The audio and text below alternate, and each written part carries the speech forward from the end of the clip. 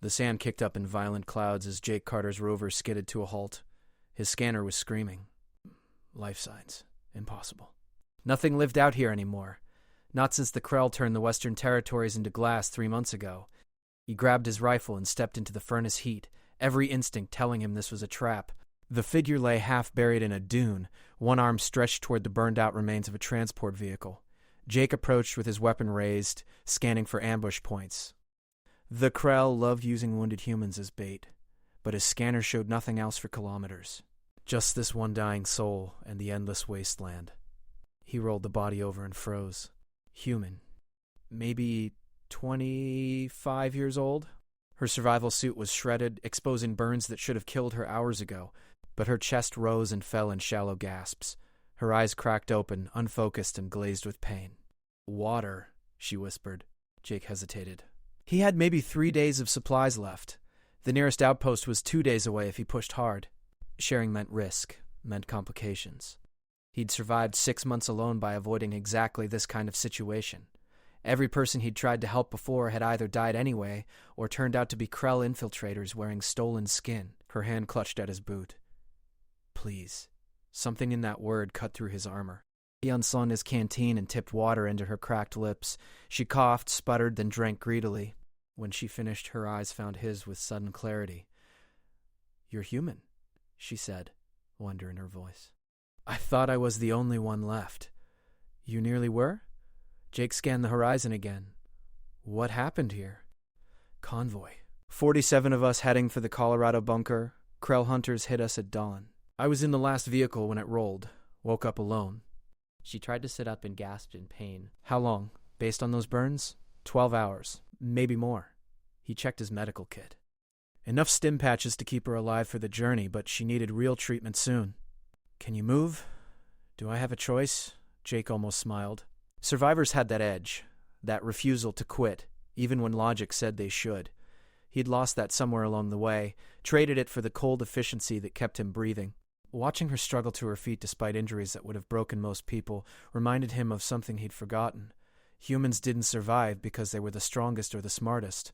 They survived because they were too stubborn to accept extinction. He helped her to the rover, settled her in the passenger seat, and strapped her in. As he climbed into the driver's seat, she spoke again. I'm Amy Cooper. He started the engine. Jake Carter. Thank you, Jake, for not leaving me. He didn't answer. Couldn't, because for 6 months, leaving people had been exactly what kept him alive. And now, looking at this woman who refused to die alone in the sand, he wondered if survival without purpose was really living at all. The rover lurched forward, and behind them something moved in the dunes. His scanner pinged multiple contacts. Closing fast. The Krell had found them. Jake pressed the accelerator hard, the rover's engine roaring as they shot across the desert floor. Amy gripped the safety handle, her face pale but determined. The scanner showed 5 contacts, no, 7, spreading out in a hunting formation. Classic Krell tactics. They'd herd their prey into a kill zone and strike from multiple angles. How fast can this thing go? Amy asked, watching the dust clouds rising behind them. Fast enough, maybe. Jake yanked the wheel left, cutting between 2 massive rock formations. The rover tilted dangerously, then slammed back down. Strap in tighter. This is going to get rough. The Krell appeared on the ridge above them, bipedal forms covered in adaptive camouflage that shimmered like heat waves. They carried plasma rifles, weapons that could turn the rover into molten slag in seconds. Jake had seen it happen to better vehicles than his.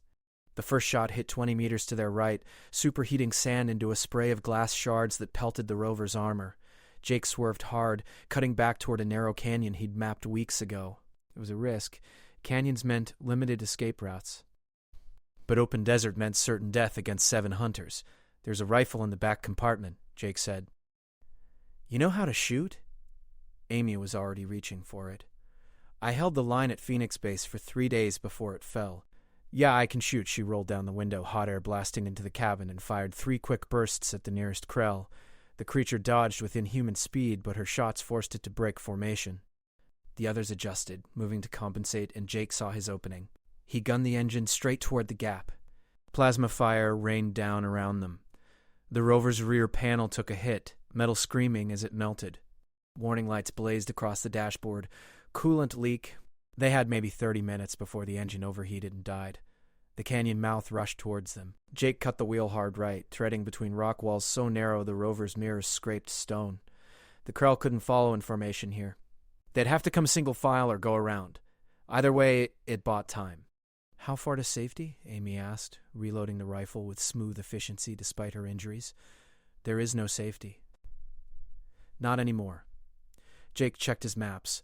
"But there's an old mining station 15 clicks north. Abandoned. We can hole up there, make repairs, and then we keep moving. That's all there is now. Keep moving or die." Amy stared at him for a long moment. "Is that what you've been doing? Just running?"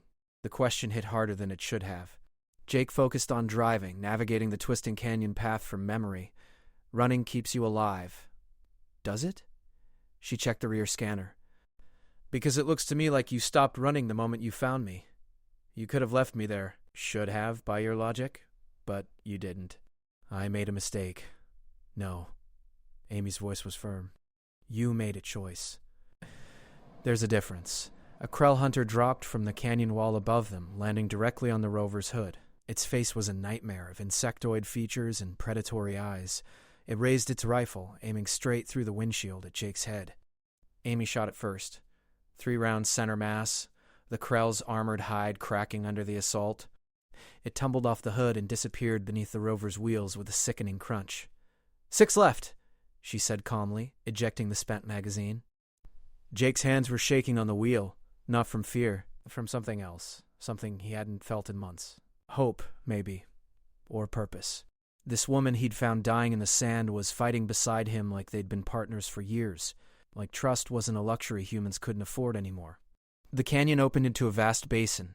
The mining station sat in the center, a cluster of prefab buildings surrounding a central tower. It looked intact, but Jake knew better. Nothing stayed intact for long these days. Still, it was shelter, and the rover was dying fast. Smoke poured from the engine compartment now. They were halfway across the basin when the ground exploded in front of them. Not plasma fire. Something bigger. A Krell dropship descended from the clouds, its belly guns tracking their position. The hunters hadn't been trying to kill them. They'd been herding them into position for this. Jake slammed the brakes, the rover spinning sideways. "Out! Now." They abandoned the vehicle as the dropship opened fire, reducing it to twisted metal and flames. Jake and Amy ran for the nearest building, plasma bolts chewing up the ground behind them. The mining station's door hung open. They dove through it as the building's exterior wall exploded. Inside was darkness and dust. Emergency lights flickered weakly, revealing a reception area that hadn't seen humans in years. Amy collapsed against the wall, breathing hard, her injuries finally catching up with her. "We're trapped," she said. Jake checked his rifle. Half a magazine left. Amy had maybe 20 rounds. Against a dropship and however many Krell it carried, they might as well throw rocks. "Yeah," he agreed. "We are. So what now?" Jake moved to the window, watching the dropship settle into landing position. Its boarding ramp was already lowering. He counted 12 Krell warriors stepping out, weapons ready. Professional, disciplined. They'd sweep the building systematically, room by room. No escape. "Now," Jake said quietly, "we make them remember why humans are so hard to kill." Amy laughed, a sharp sound edged with pain and defiance. "I was hoping you'd say that." They moved deeper into the facility, Jake's knowledge of pre-war mining operations guiding them. These stations all followed the same basic layout. Admin and housing above ground, actual mining operations below, which meant tunnels. Maybe a way out if they could reach them before the Krell closed in. The facility's main corridor stretched ahead, lined with offices and storage rooms. Jake paused at each doorway, checking for supplies. Most had been stripped clean, but in what used to be a supervisor's office, he found a case of old demolition charges. Mining grade. Powerful enough to bring down walls. "You thinking what I'm thinking?" Amy asked. "Depends. Are you thinking about collapsing this entire section on their heads?" "Actually, I was thinking about lunch, but your idea works too." That dry humor in the face of death. Jake had forgotten how human that was. How essentially defiantly human.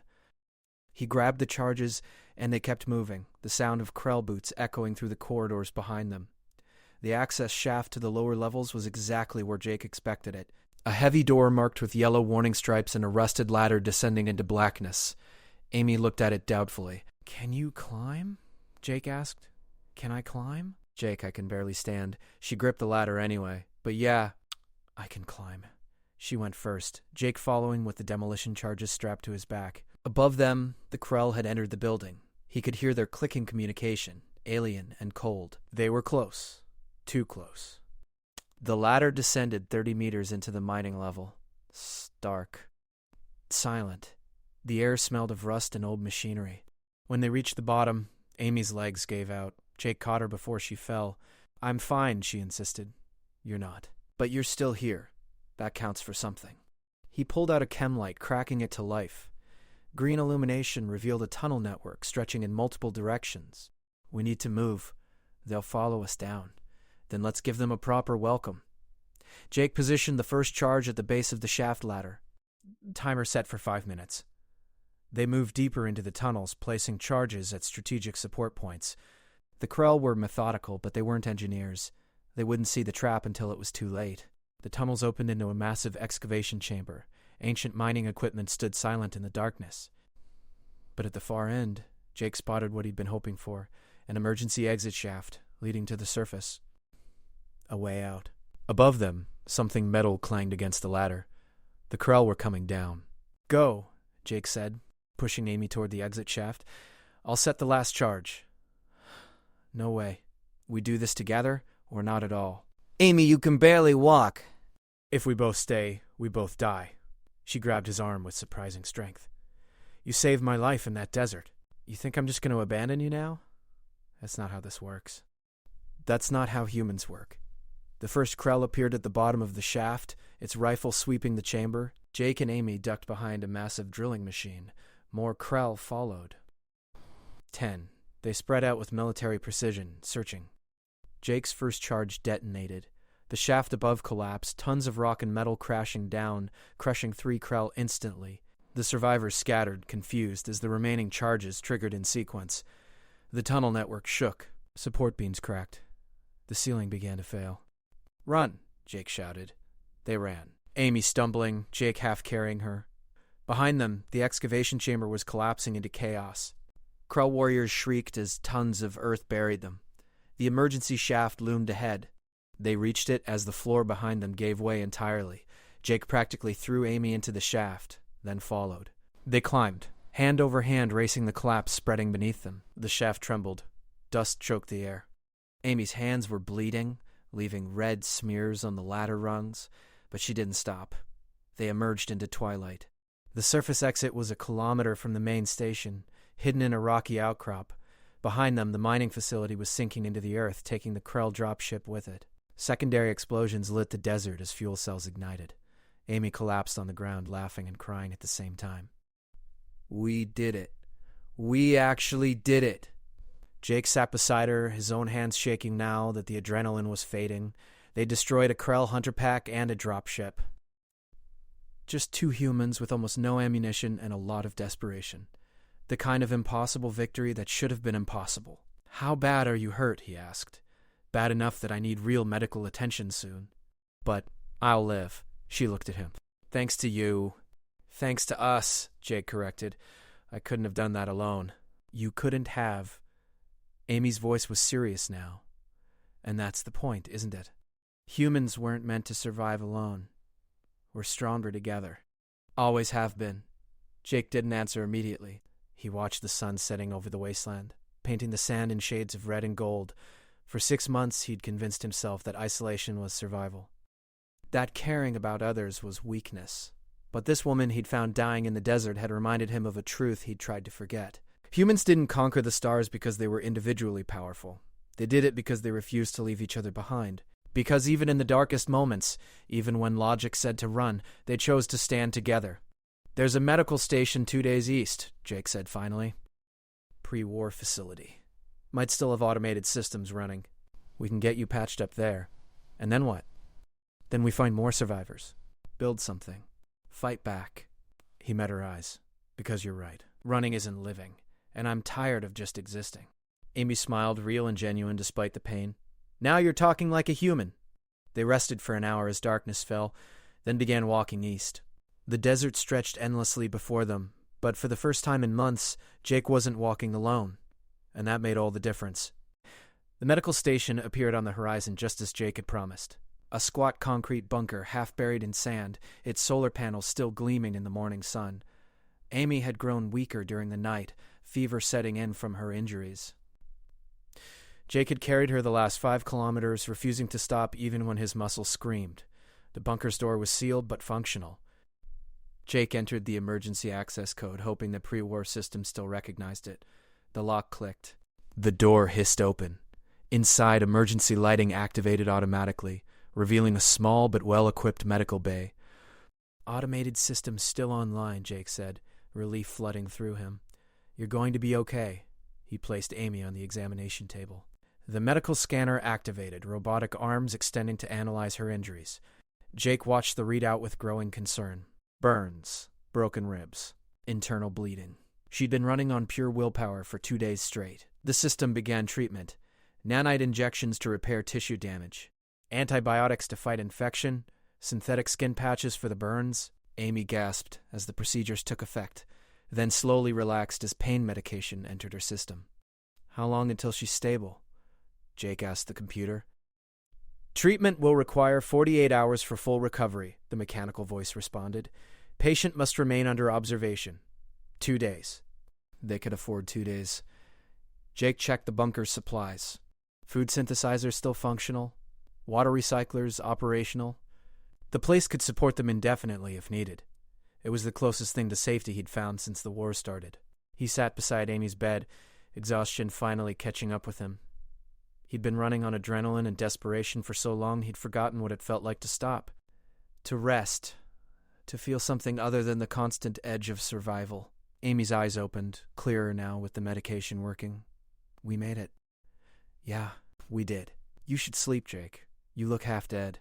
I'm fine. You're a terrible liar. She reached out, her hand finding his. I'm safe here. The bunker's secure. Sleep. That's an order. Jake wanted to argue, but his body had other ideas. He found a cot in the adjacent room and collapsed onto it. Sleep took him instantly, dreamless and deep. He woke to the sound of alarms. Jake was on his feet instantly, weapon in hand. The bunker's security system was screaming. Multiple contacts approaching from the south.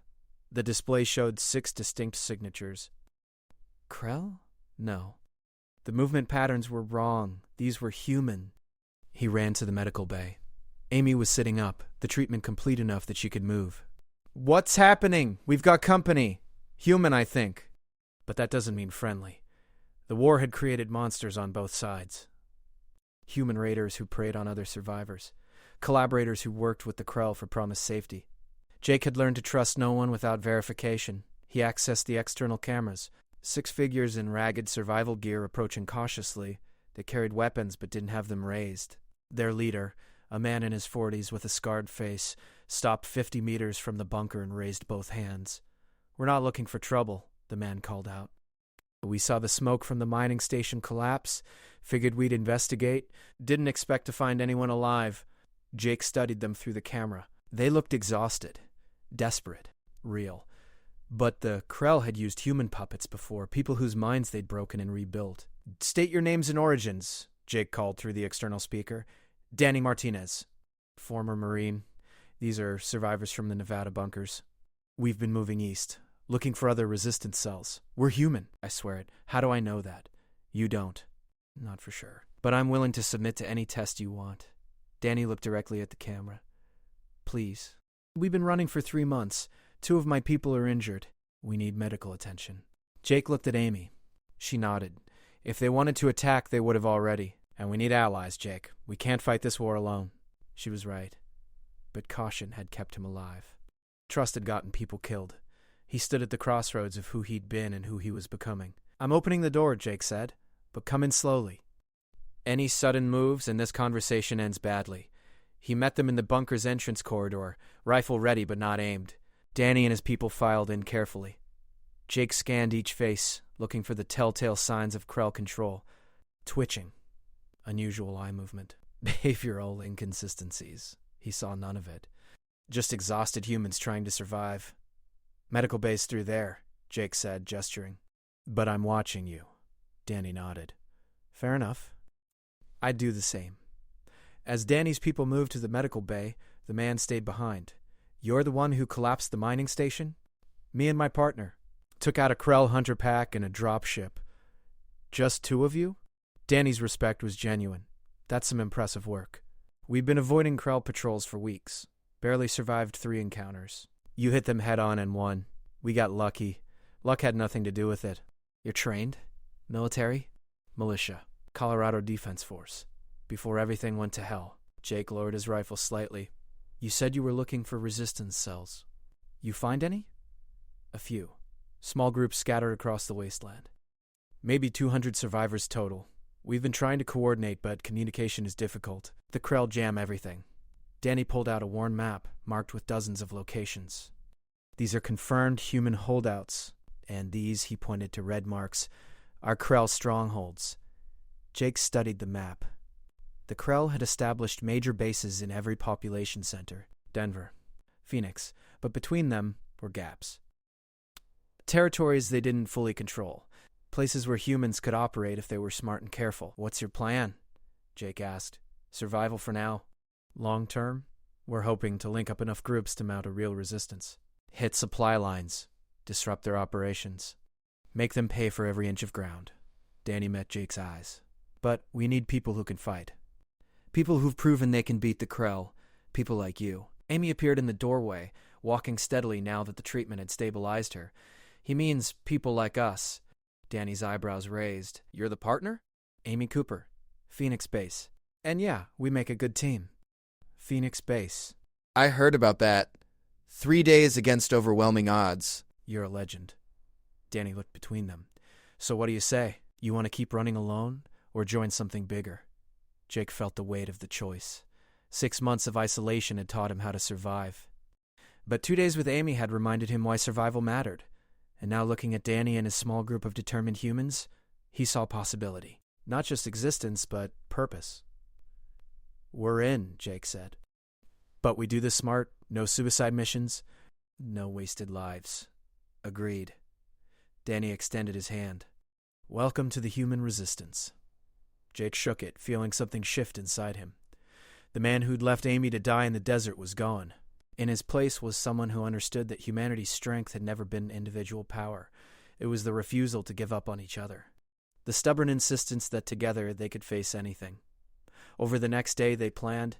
Danny's group had intelligence on Krell movement patterns. Jake contributed tactical knowledge from his months of observation. Amy provided insight into Krell combat doctrine from her time at Phoenix. Together they identified a target. A Krell supply depot 50 kilometers north, lightly guarded but strategically important. Hit it right, and we disrupt their entire western operation for weeks, Danny explained. They'll have to divert resources to compensate. Give other resistance cells breathing room. It's also bait, Jake countered. They'll expect retaliation. Could be setting us up. Everything's a risk now. The question is whether the payoff is worth it. Jake looked at the map, calculating odds and outcomes. In the old world, this would have been a command decision made by officers with full intelligence and support. Now it was 8 humans in a bunker deciding the fate of potentially hundreds more. We do it, he said finally. But we do reconnaissance first. No blind charges. They spent 2 days preparing. Jake and Amy led scouting missions, mapping the depot's defenses. It was exactly as Danny described.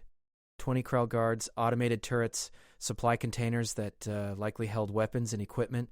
Hitting it would hurt the enemy, but it would also paint a target on their backs. The night before the operation, Jake found Amy outside the bunker, watching the stars. The same stars humans had dreamed of reaching for millennia. Now those dreams seemed impossibly distant. Having second thoughts? She asked. About the mission? No. About everything else? Yeah. He sat beside her.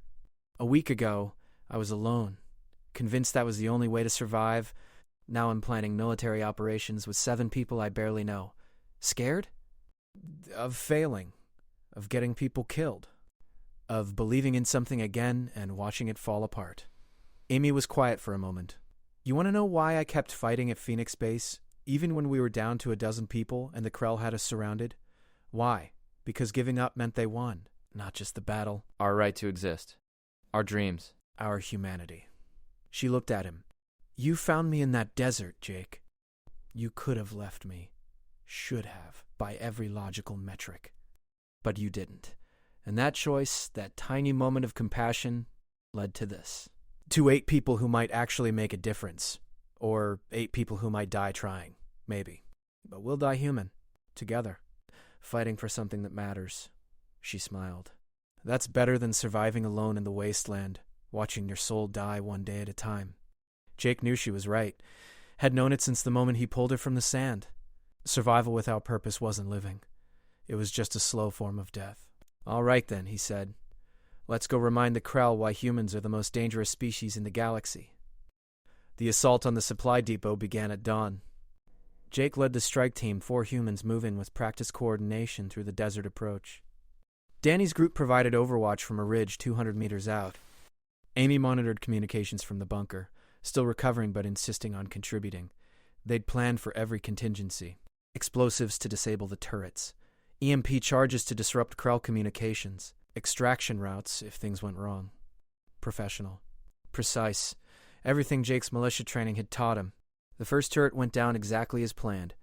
Jake's demolition charge turned it into scrap metal. The Krell guards responded immediately, but they were expecting a large assault, not a surgical strike. Jake's team moved like ghosts, hitting targets and vanishing before the enemy could respond.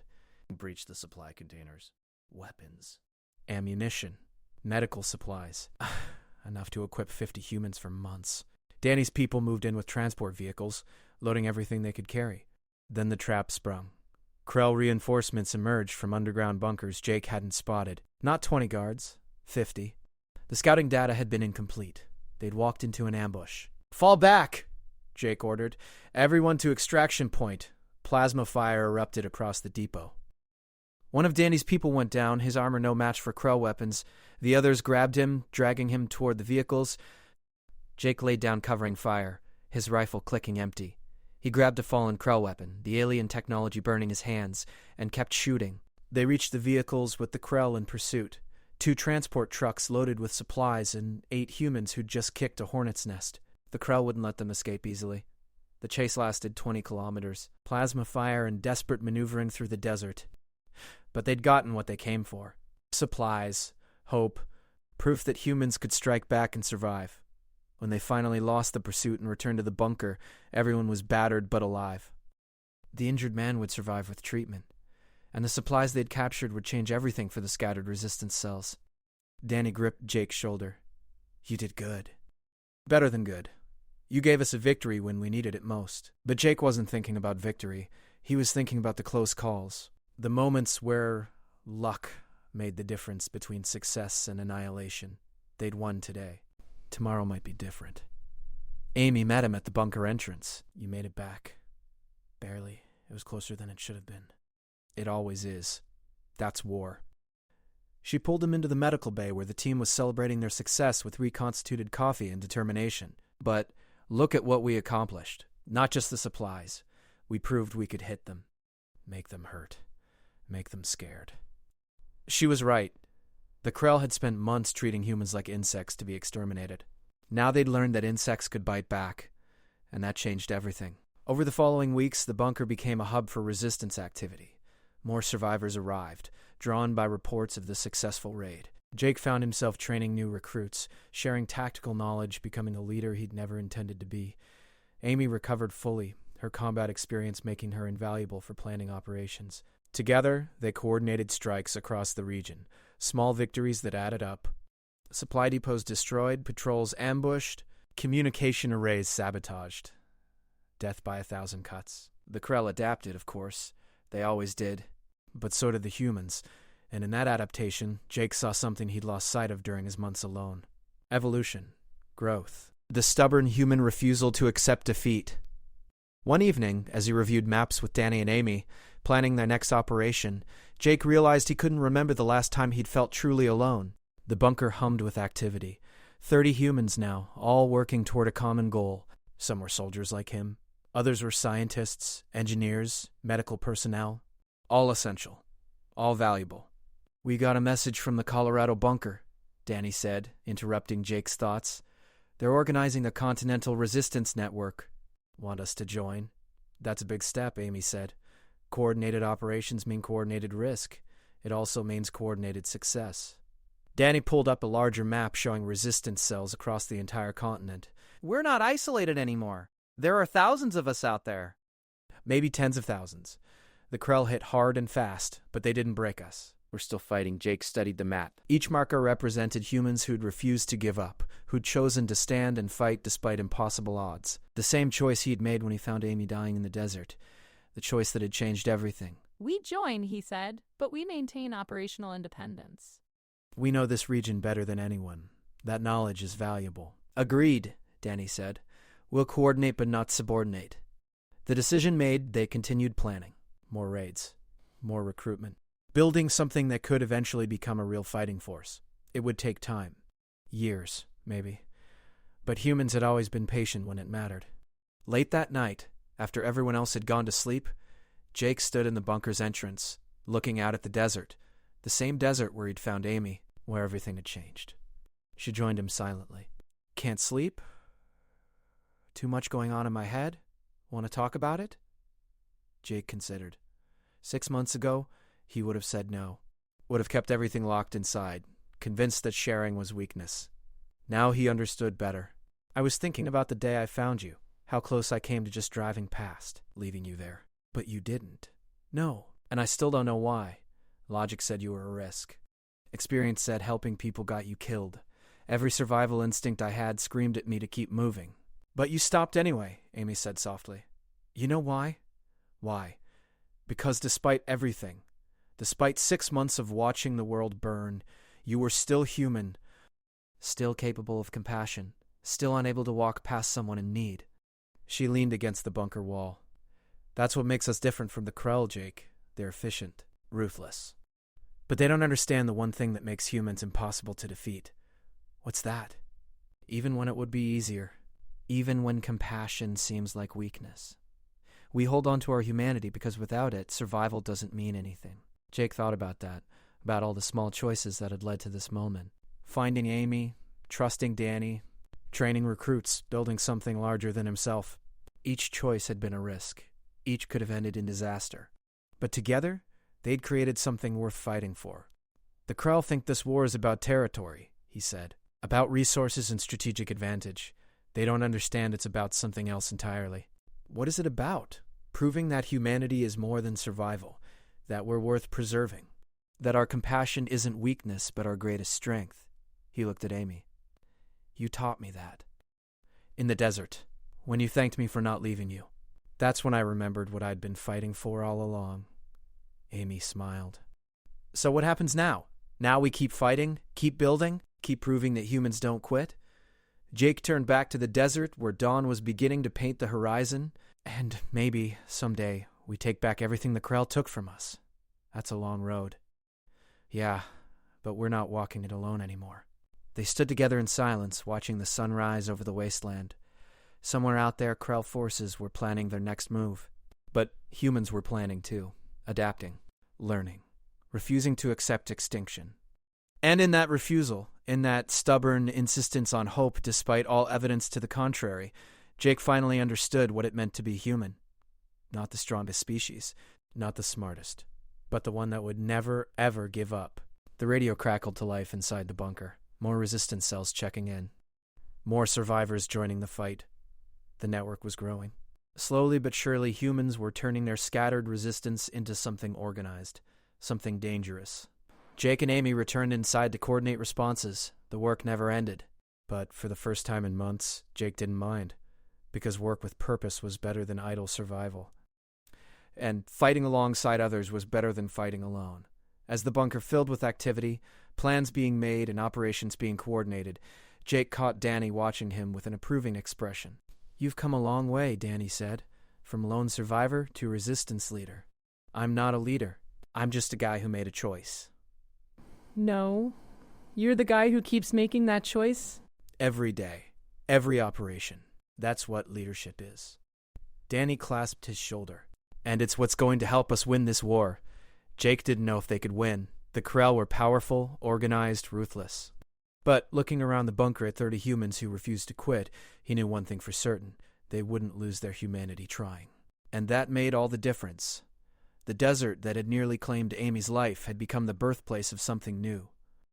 Not just a resistance cell, but a reminder of what humans could accomplish when they chose compassion over convenience, when they stopped running and started fighting together. And as Jake returned to the maps and plans, Amy working beside him and Danny coordinating with other cells, he felt something he hadn't felt in a year. Not just hope, certainly. The Krell had made a fundamental mistake when they invaded Earth. They'd assumed humans would break when pushed hard enough. Instead, they'd created warriors who fought not just for survival, but for each other. In the silence of the desert, Jake had found a survivor and a reason to remember his humanity. Now, in the noise and chaos of resistance, he'd found something more. A purpose. A future worth fighting for. And he would defend it with everything he had for as long as it took. Because that's what humans did. They endured. They adapted. They refused to quit. And in the end, that stubborn refusal would be the Krell's downfall. Not today. Maybe not tomorrow. But eventually. Because humans had learned long ago that some fights were worth losing everything for, and freedom, dignity, and the right to exist on their own terms was definitely one of them. The war was far from over. In many ways, it had just begun. But Jake Carter was no longer the man who drove alone through the wasteland, convinced isolation was survival. He was part of something larger now, something that would grow and spread and eventually reclaim everything the Krell had taken. Not through overwhelming force, but through the same quality that had defined humans since they first looked up at the stars and decided to reach for them. Hope, compassion, and the absolute refusal to accept defeat. In the desert, he'd found those qualities again, and he would never let them go.